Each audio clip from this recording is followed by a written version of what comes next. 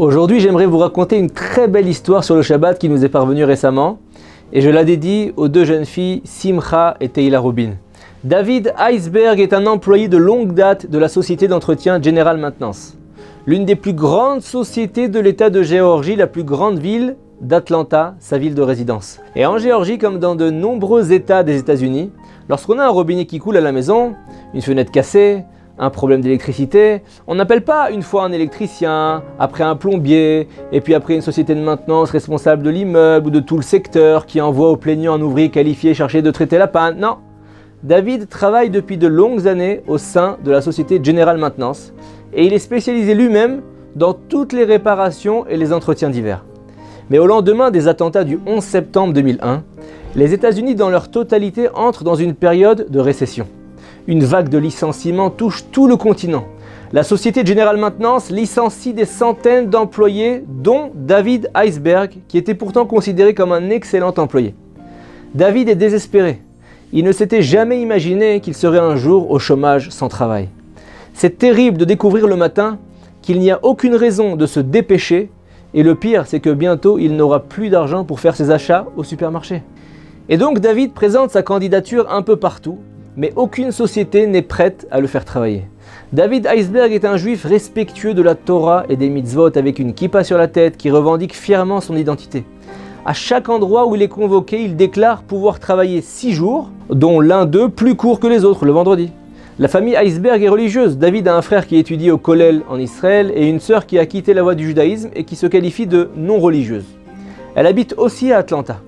Et lorsque sa sœur apprend que la raison pour laquelle son frère ne trouve pas de travail est liée au fait qu'il respecte le Shabbat, elle commence à l'agresser. « David, tu fais une grosse bêtise, pourquoi raconter que tu respectes le Shabbat? Enlève ta kippa, il y a de nombreux juifs très bien qui ne mettent pas la kippa toute la journée. Si tu n'étais pas respectueux du Shabbat, tu aurais déjà trouvé un emploi depuis longtemps. Tu crois que c'est intelligent? Mais qu'est-ce que tu vas faire avec ton épouse, tes enfants, ils ont faim ?»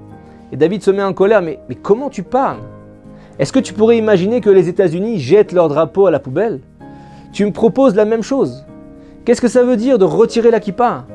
C'est la jeter. C'est ce qui me définit.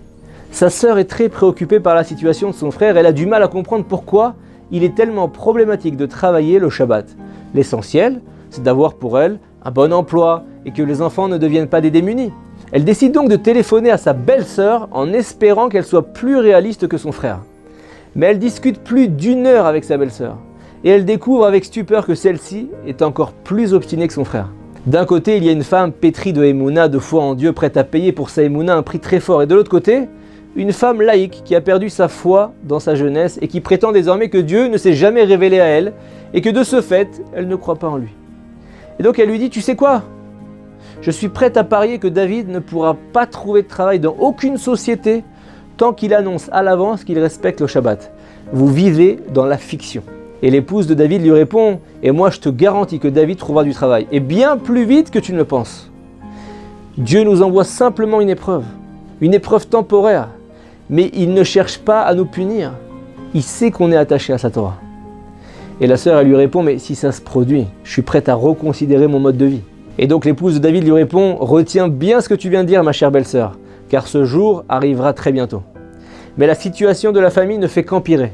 Leur chèque commence à être refusé par la banque. L'épouse de David n'a même pas d'argent pour les achats de base. David ne change même pas sa conduite lors des entretiens qui se soldent tous par un refus. Madame Iceberg se mord les lèvres en silence. Elle sait que sa belle-sœur observe et attend de voir si Hachem va se révéler. Elle murmure une prière au Créateur du fond du cœur et elle lui demande de procurer une bonne subsistance à son époux, surtout pour sanctifier son nom en public. Et quelques jours plus tard, David se rend à un énième entretien d'embauche. Sur la route, il reçoit un appel. « Monsieur Iceberg, bonjour, je suis la secrétaire du directeur de l'agence et je voudrais vous avertir qu'il y a eu un changement de calendrier et le directeur ne peut pas vous recevoir. » David est désespéré. Son front se court de sueur.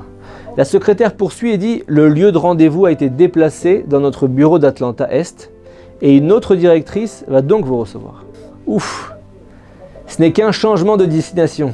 David arrive rapidement à destination et entre dans le bureau de la directrice de l'agence.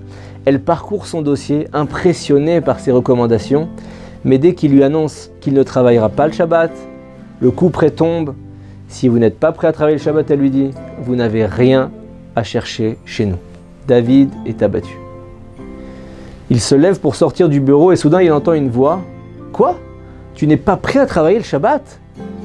Qui c'est qui dit ça ? David se retourne et sur le seuil de la porte se trouve un juif de grande taille, avec un beau costume 3 pièces, une longue barbe, des belles péotes, des papillotes bouclées, du style Meacharim. Et enchanté, lui dit l'homme, il lui dit « Je suis Ephraim Flatman de Monsey. » Et David apprend que ce juif chassid est le nouveau big boss de la société dans laquelle il essaye d'entrer. Il est en visite de chaque succursale de l'immense société qu'il a acquise récemment. Le boss lui dit la vérité, c'est que je ne devais même pas me trouver ici, mais dans une autre agence de la société, dans une autre ville. Mais je ne sais pas pourquoi, je me suis senti attiré par la succursale d'Atlanta. Et le patron examine rapidement les recommandations de David et s'adresse sur un ton déterminé à la directrice de la succursale. Il lui dit, écoutez, cet homme est immédiatement embauché par la société. La directrice est sous le choc. Il se tourne vers David, lui serre chaleureusement la main et lui dit en yiddish, écoute, les non-juifs ne comprennent pas la beauté de nos Shabbats et de nos fêtes juives. Prends ma carte de visite, personnelle bien sûr, et au moindre problème, tu peux me téléphoner à tout moment. Je suis à ton service. La sœur de David apprend cette nouvelle, elle est complètement bouleversée. Elle doit maintenant tenir sa promesse de changer son mode de vie. Elle va rendre visite à sa belle-sœur, la femme de David, et elle lui annonce « J'ai vu dans votre histoire la providence divine. Je ne peux plus continuer ma vie en faisant abstraction de cette donnée. Je suis obligé de pratiquer Torah et Mitzvot. Mais je ne sais même pas comment commencer pour respecter toutes ces lois, ces halachot. » L'épouse de David la prend dans ses bras, la serre fortement et lui dit « Ne t'inquiète pas, ma chère belle-sœur. Je vais tout enseigner depuis le début. Comme je te l'ai dit, Hachem ne désespère de personne, mais attend notre retour vers lui. » Shabbat Shalom. Torahbox, c'est une véritable yeshiva en ligne qui va vous permettre d'étudier les textes de référence dans les mots Talmud, Livre des prophètes, Chassidut, Moussar, Pensée juive, Halacha. Des dizaines d'œuvres disponibles avec pour chacune d'elles un enseignement adapté. En un seul clic, où que vous soyez, à n'importe quelle heure du jour ou de la nuit.